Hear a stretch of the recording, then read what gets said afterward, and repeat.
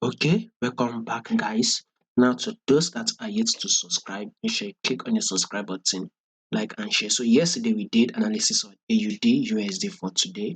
We talked about having a bullish move for today and letting it to hit a level of 0.7118. So, this was the level we were watching out for today, right? We talked about hitting this level today at a level of 0.71180. So price have now hit that level. So what we'll be expecting now on AUD USD, actually a pullback, then a continuous bullish move. So AUD USD will still continue the bullish move.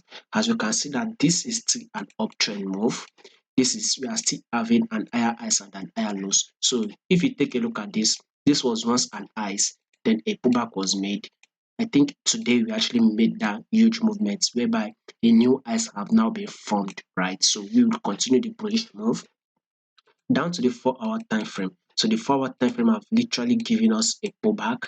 So now let's see if we will continue this bullish move. Thereby a new highs needs to be made on the 4 hour time frame. So let's see if we will be able to take out this highs for the next day on AUD USD. So let's see if a new highs will be formed for the next, which is for the 26th on AUD USD. By the way, we are still trading above our moving average, so this is still a bullish move.